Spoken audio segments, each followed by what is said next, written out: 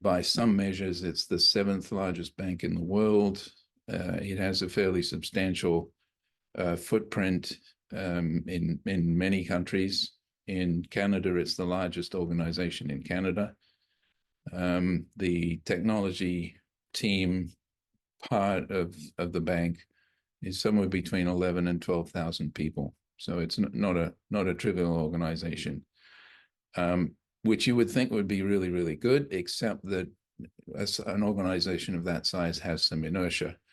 So we chose bringing the digital twin technology into the organization. We chose to do it with an example that was clearly present and of interest and had immediate value to the bank.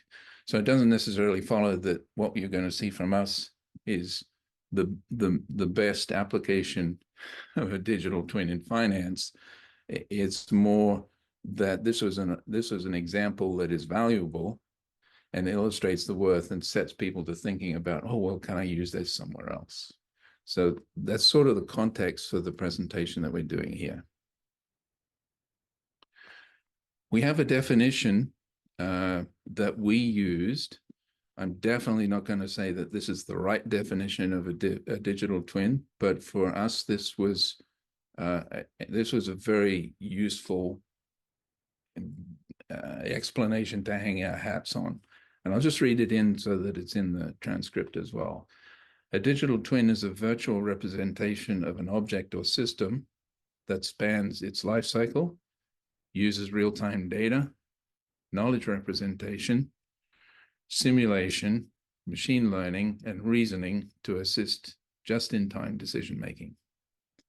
And that is exactly what we built in the bank. We ticked all the boxes. Well, there might be small ticks, but we did tick all the boxes, and that's produced a POC which has which actually fully functions. So let me step us forward a little bit here.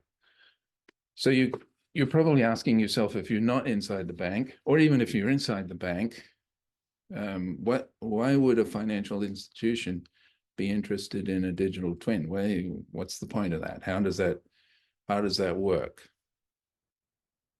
So there's some good indicators there that say that a digital twin would be, multiple digital twins actually, would be very, very useful in the context of a bank. And the first one is the size of the data. So financial institutions, if you listen to our CIO, he's fond of telling people that RBC processes 800 million transactions a day.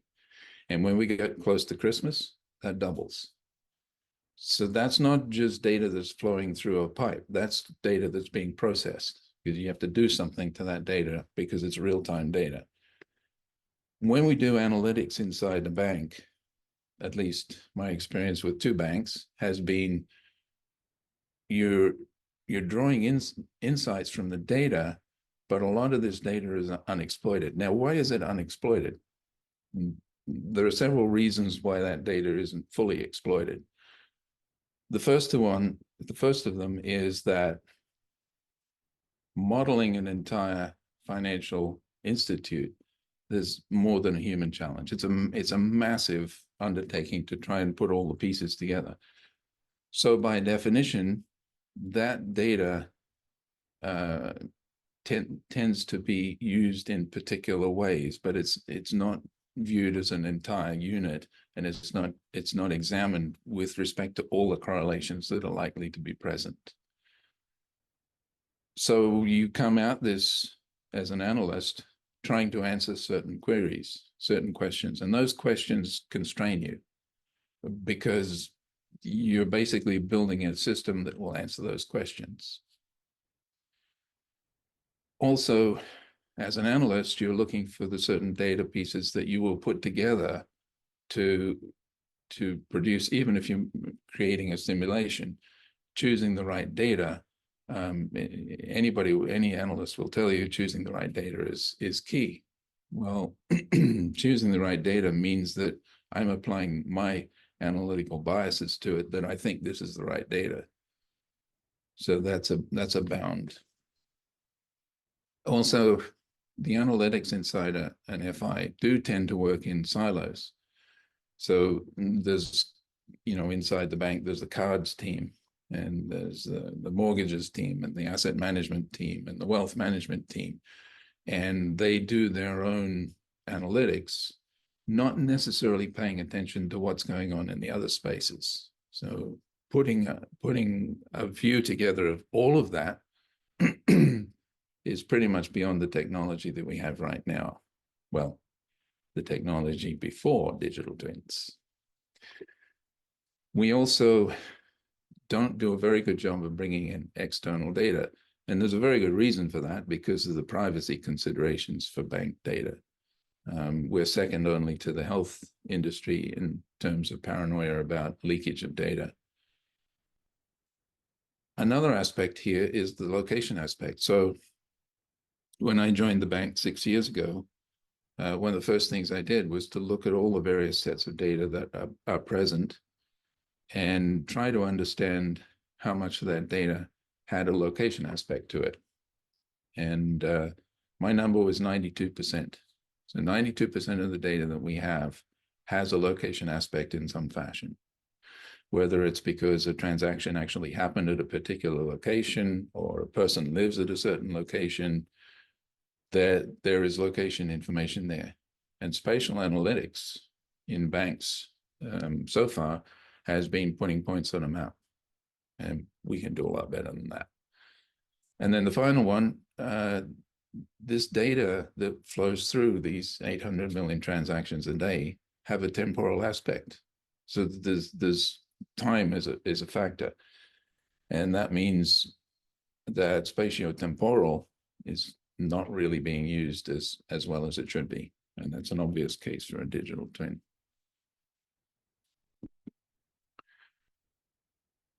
So then, okay, we've gotten far enough that we see that the digital twin has a place to be inside a bank, multiple digital twins, hopefully. What sort of questions are you likely to ask of a digital twin? What would an FI be asking?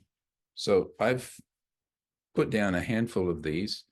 There's an extensive list of these, but I just sort of picked the ones that I found most compelling, probably the most valuable ones.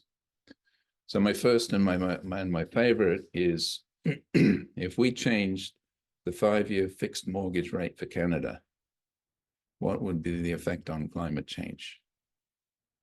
So you think, okay, those are surely two orthogonal things, but in actual fact, they're not orthogonal. Just think about, for example, if I've changed the financial profile of a household, maybe they're not likely to buy an electric vehicle anymore because they're more expensive, or maybe they change their spending patterns.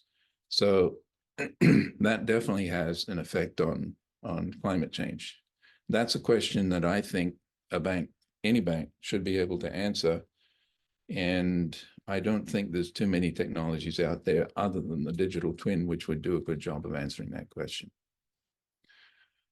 Then continuing the climate change theme for each of our customers, what's the carbon debt per transaction? So think now that you get your credit card statement and you've got the columns on the credit card statement, and the last column is the carbon debt incurred by that purchase. That would be a very powerful thing to be able to do.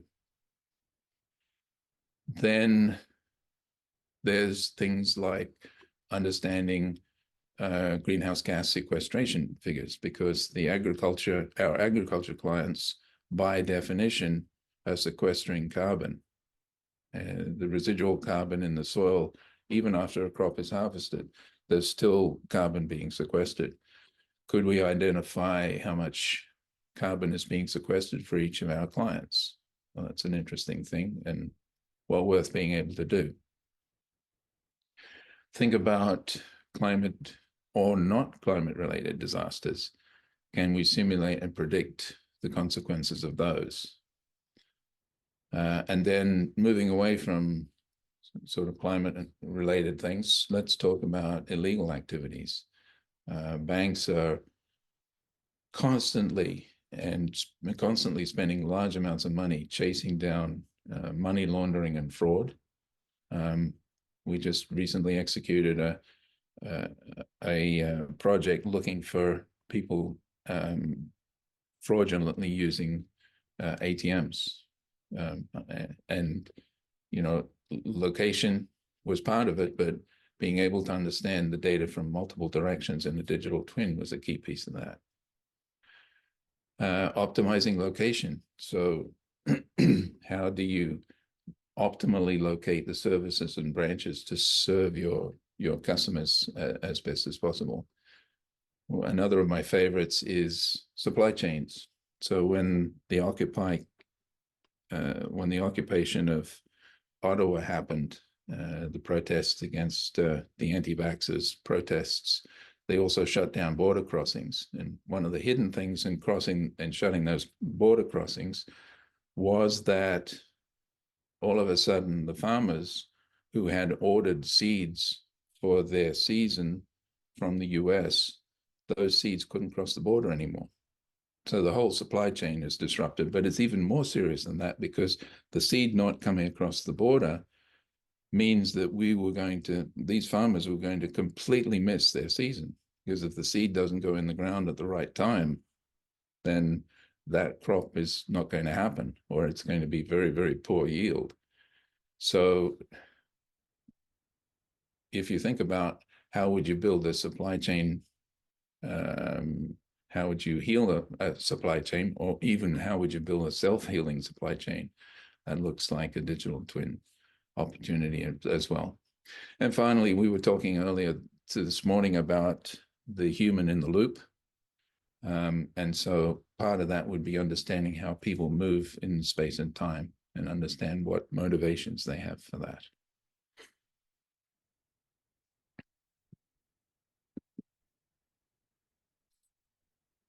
I'll cover this fairly quickly, and then we have a little bit of a demo, a very, very brief demo, because otherwise the slides got too big to move around.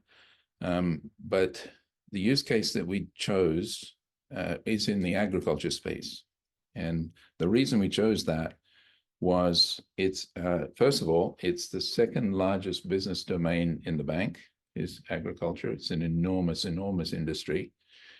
And the bank has enormous penetration into that space. If you look on RBC's website, it says one of our single core principle is to help clients thrive and communities prosper. So we looked at that and said, well, how can we help our clients thrive? How can we help them out, and specifically in the agriculture space? RBC actually trains their financial advisors who operate in the agriculture space in agriculture, and even some of those advisors are farmers. The code word for the code name for the project was Flamel. If you're fans of Harry Potter, you probably know who Flamel is, and probably makes some sense why we chose that as a code word for our digital twin. But we set out to solve a handful of complex competency questions, which we'll come to in a couple of slides, that use digital twin. And in the process of doing that, we wanted to see if we could level the speed bump, the technology speed bumps that were going to slow down, that would slow down the implementation of a production version of this. And in every respect, I would say we succeeded. So here's the scenario. So you've got a bank advisor, he works in a branch. The local farmer comes in to talk to the advisor. It's a very comfortable conversation between the two. They know each other, mutual respect there. And they go through the usual things that you would go through. So the checking the equipment loans, looking at if there's a mortgage on the property, making sure that that's properly maintained, financing for the seed purchases for the next season, so on and so forth. And the advisor will help the farmer go through all those processes. But at the end, the advisor says, "Oh, and we've been looking at your property, and this field here looks to us as though it's in need of irrigation, probably in the next 2 weeks. And we also noticed that you don't have any irrigation equipment in that area. And in fact, you probably don't have enough irrigation equipment to cover that. So we have pre-approved a loan for you to go and get the irrigation equipment that will save that crop." So the farmer, of course, is quite delighted with that. It builds up the loyalty from the customer. It also builds up loyalty in the community, because the farmer goes back to the local farmers community and says, "Hey, those guys, they gave you some really useful information there. You should maybe go talk to them." So that's the scenario that we were after. In more detail, we used, actually, I won't go into the technology now.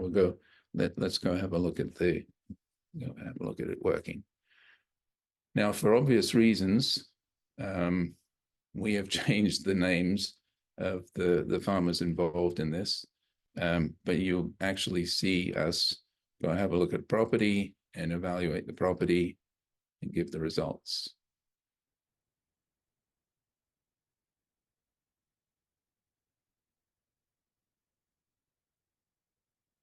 So very quick. I can replay that if we need to. Very quick. So now all of this information has been drawn. Obviously, this is a video, but it was drawn in real time from the digital twin. And you can see some recommendations at the bottom here. This urgently needs irrigation. And the reason it needs irrigation is that the soil moisture is close to permanent wilting point.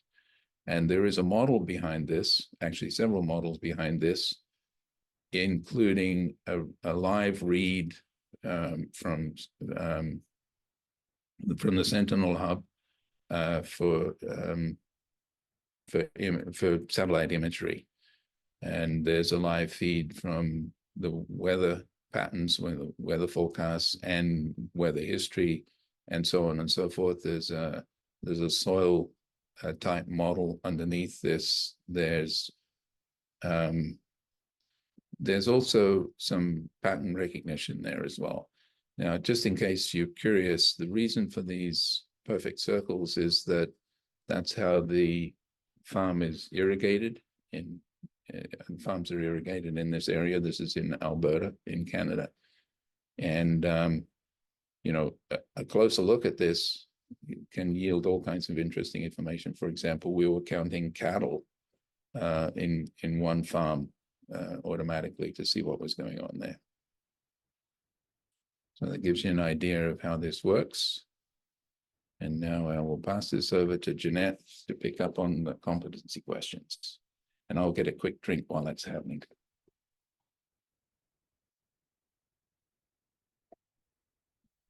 Sorry, Jeanette, I have to unmute you. Sorry.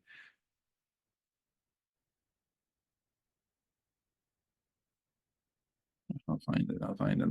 I will. There, you should be able to unmute yourself now.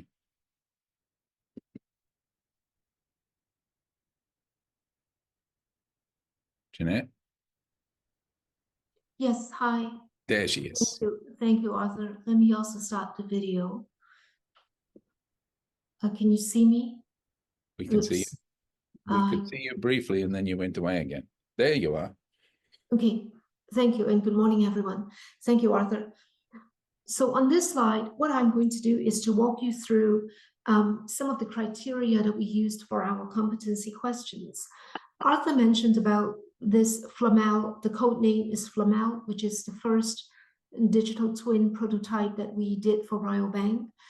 And in order to scope the design and help us scope the kind of the capability or the functionality of that first prototype, we came up with a set of competency questions. And the idea is that we would like to test the competency or how competent our digital twin prototype is by giving it questions and testing whether the prototype can answer those questions. And in order to come up with that set of competency questions, we have a few criteria in mind. And this particular slide here tells you what those criteria are.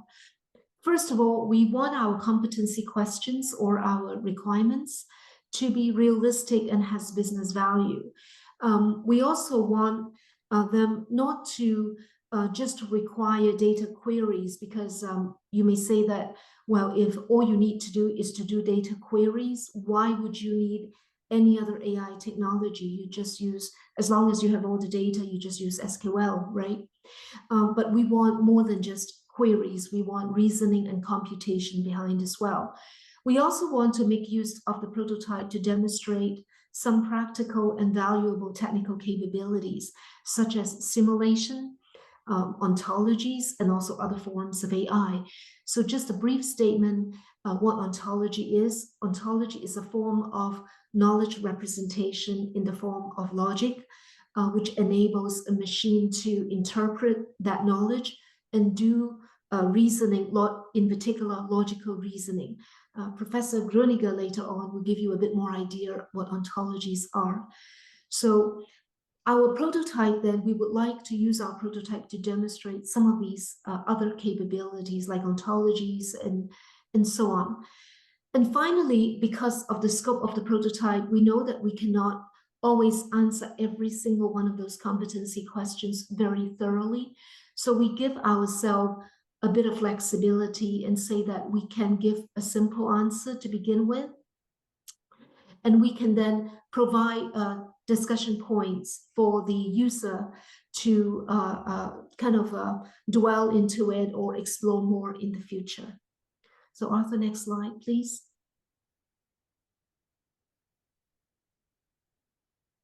So here is at a glance, what are some of the competency questions that we attempted to deal with in our first prototype.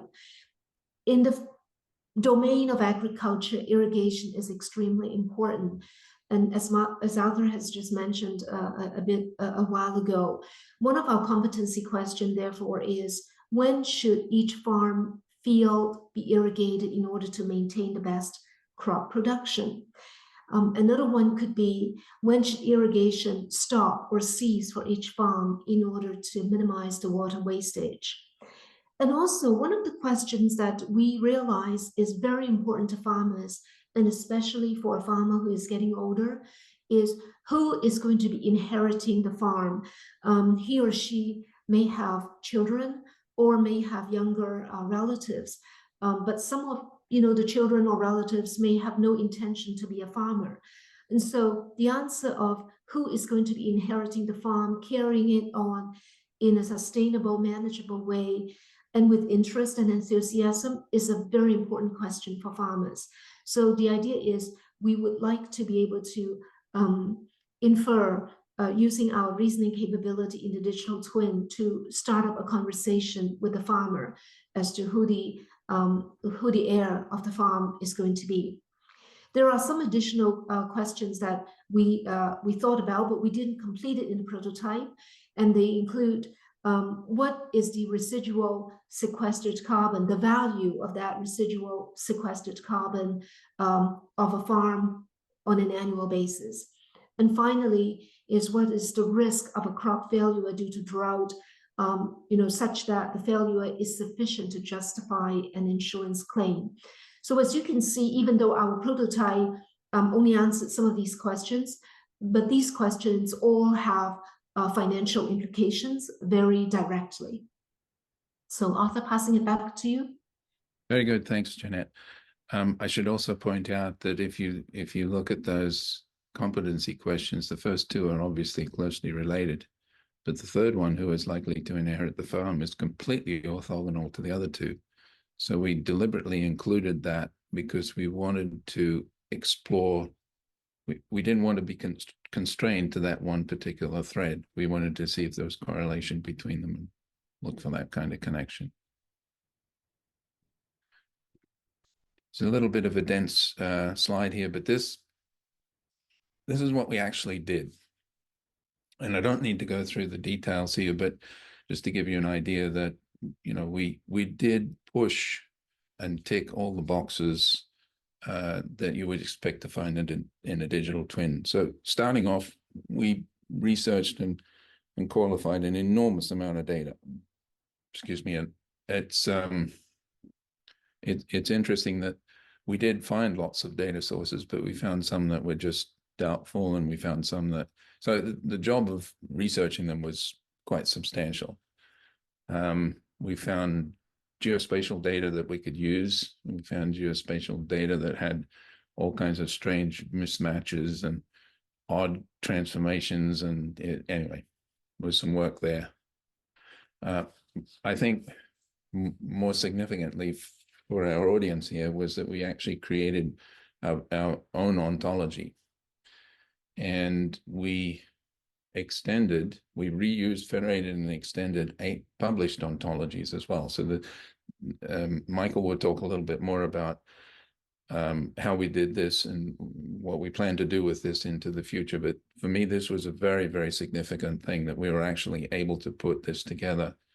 The ontology we assembled had 15,000 axioms in it, which for a small project was fairly substantial. And running a reasoner over those 15,000 actually yielded more axioms than that were inferred because of the 15,000 already there. We also checked the consistency of the result. We also had real-time access to satellite data, and we had a bunch of historical data that we pulled in as well. And we also were looking at real-time forecasts as part of the model, or series of models.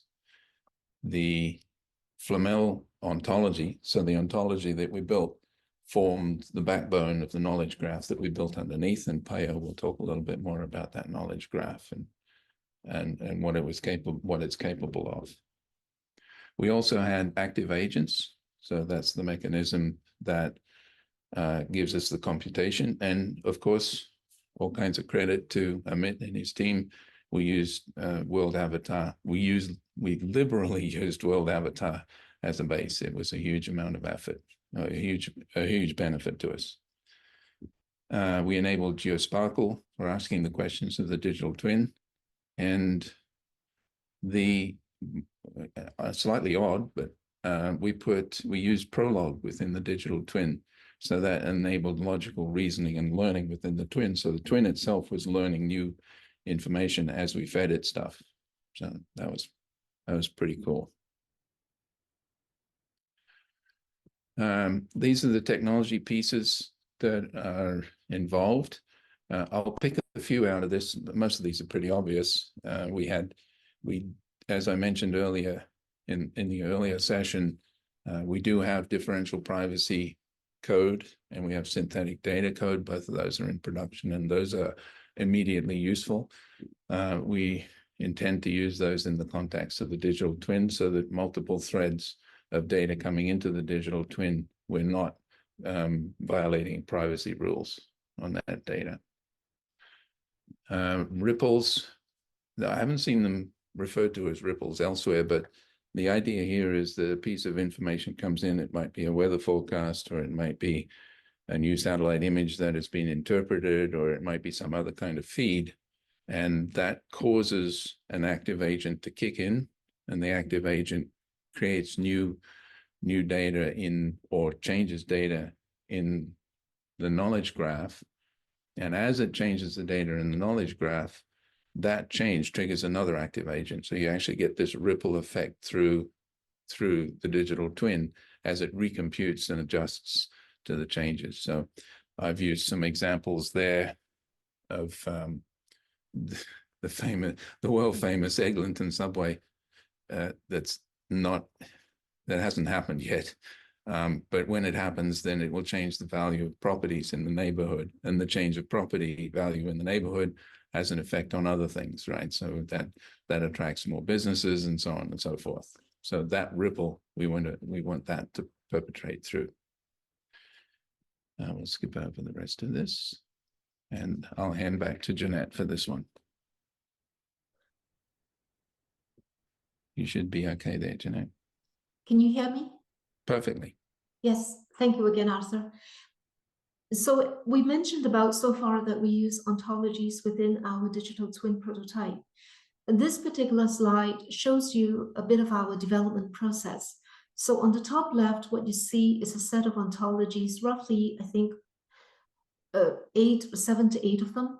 And all these ontologies are in the public domain, except for the kinship ontology. For example, the first one, Suite Semantic Web for the Earth and Environment Terminology ontology, is originally created by NASA many years ago, and many academic communities have contributed to it.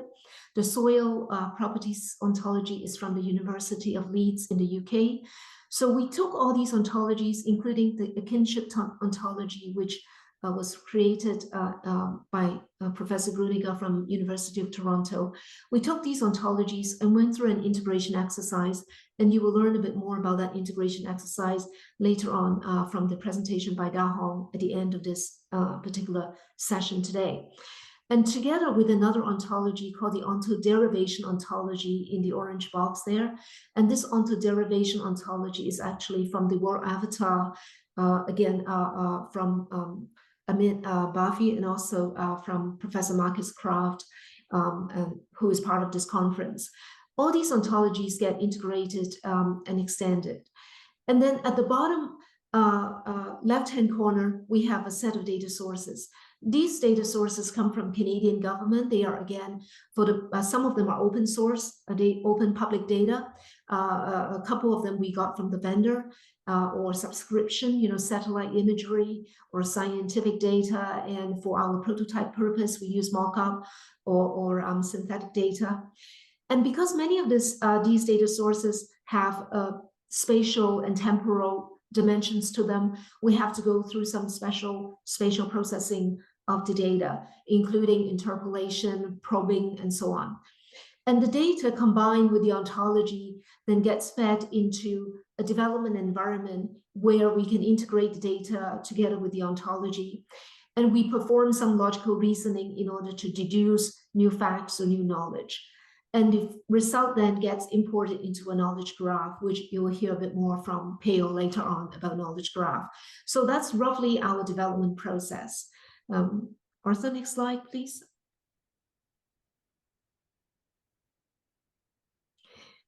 This particular slide shows you a very, very simplified depiction of when we say an ontology, kind of pictorially, what does it mean?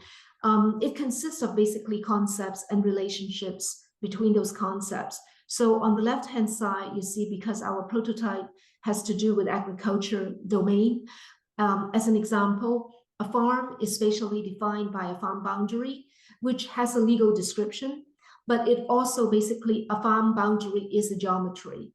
And a farm is also owned by a legal entity, which can be a person or an organization. A field is part of a farm. And again, a field is spatially defined by a field boundary, which is also a geometry. And all these are related to, a field, of course, is planted with crops. And then underneath, the weather, the different weather phenomenon, they all affect the crops, and they affect soil moisture, soil type, but not so much the soil type, but the soil moisture definitely of the soil. So all these concepts and relationships are built into the ontology using those ontologies that you saw on the previous slide, so that we can then populate together the ontology and the data in order to create the knowledge base. Back to you, Arthur. Thank you. Thank you, Jeanette. So time for a little bit of speculation. Only 2 slides left. We'll be pretty much right on time here. This is a set of the competency questions that we're contemplating for phase 2. Now, Flamel phase 2 hasn't really started. We're concentrating on the ontology generation process, which Michael will talk about. Until we get that under control, we think that, the rest of Flamel was proof enough. But these are, I won't go through all these, but just to give you an idea, I'm particularly fond of number 5. When should a farmer initiate harvest for a particular field given market conditions, transport, and field readiness? That I would imagine that there's not too many farmers who wouldn't be keen to have that kind of prediction. And it certainly has value to the bank as well, because it's you're now helping a farmer to be hugely successful, and that of course flows back to the bank. So I will skip over the rest of those. And this is the last slide. I couldn't help the little pun in the heading of the slide. I thought we'll set one against the other. So FIs need digital twins for something, and for FIs, digital twins need to do these things.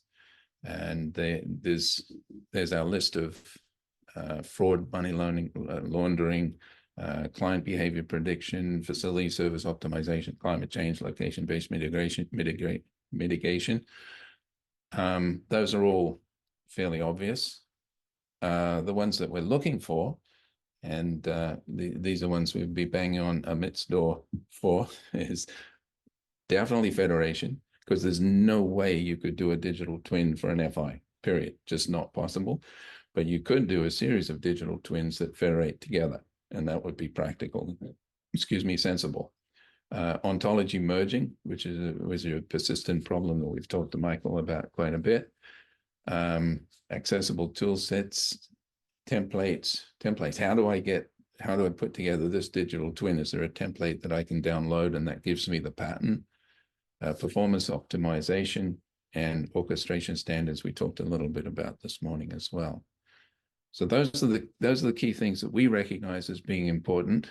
Very interested to see comments and questions along these lines that might further the conversation.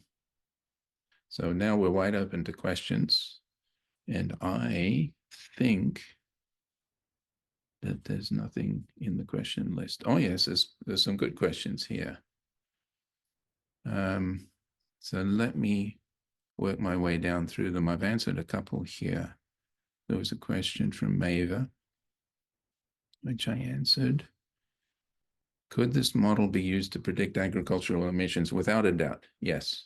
Thank you, Lucan, for the question. That's a good question, and yes, in fact, it could. In fact, we think that this will allow us to do very fine-grained agricultural emissions.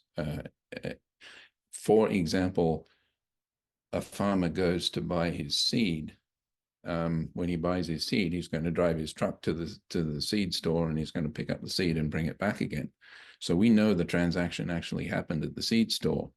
So it is perfectly reasonable for us to say, okay, his emissions driving to and from the seed store were this much. Some of the other ones would be a bit more complicated, like how would you estimate the emissions involved in the creation of the seed? But then you've got to go back to that farm that's creating the seed and see if you can break it down into the smaller pieces. But most definitely, you were right. That's a goal that we have for the model. The next question is, any plans to build an LLM trained on this agricultural domain? Yeah, that's a very good question. The issue with the large language models that has sort of gotten in our way is that they don't know how to do location.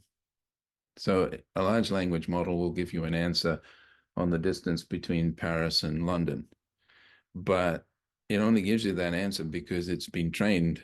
It's had some raw materials passed through it that give it the answer to that question. But if you ask it a more complicated spatial question, then it's going to have a lot of trouble. And agricultural is fundamentally spatial. So what we've proposed, and this is going off the track a little bit here, is to use LangChain. If you're familiar with large language models, you might know what LangChain is, and have a spatial, ideally a spatiotemporal engine operating in parallel to the large language model, so that LangChain does the arbitration between the two, and you can answer spatial questions. So that would probably allow us to do more with the large language model. And if you push that notion a little further, the spatial engine could actually be a digital twin. And that would be a super, super cool way of tying a digital twin to a large language model. There's another question from Lucan. Would it be possible to model the impact of transitioning to greener operational practices, EV tractors, low emitting fertilizer? Yes, for sure. Yes, for sure. I hasten to add that our little POC is pretty small. It certainly opens up the avenues that we could explore this. And it's perfect. Best we know from the POC is that this is entirely plausible. It could certainly be done. It's a bit beyond where we were going with our plans, but yeah, that's definitely possible. Oh, we got lots of questions here. So Asfar has put in a comment here. Thank you. Very interesting presentation. It strikes me that the value of the digital twin and the competency questions are primarily driven by the desired outcome of farmers thriving. And then secondarily, what product services mix can RBC bring to the farmer to maximize his/her ability to thrive, which in turn would allow RBC to maximize the business value. You said it. Well done, Asfar. You said it a whole lot better than I did. You have it exactly. So there's a sidebar argument that I haven't seen here yet, that some people are insisting that we should charge the farmers for it. And I'm adamantly against that, because the whole plan here is to help that farmer thrive. And as a consequence, RBC thrives. So interesting argument there. Any plans to track your carbon footprint of this prototype? Oh, good question. Geez. No, we haven't even looked at that, to be perfectly honest. It's a great question. And if you look at some of the investment numbers on GPUs and the energy use of a GPU, it's a bit scary. So any plans to track carbon footprint of your client using this prototype? Yeah. So to your second question there, Maeva, yes, definitely. We definitely want to pay attention to the carbon footprint, because if we can reduce help the client reduce his footprint, he wins. But so does RBC, because we have to report that carbon as being caused by us. So that's important. I'm going to comment here from Amit. Great presentation, Arthur and Jeanette. Many thanks. Is all the data confidential?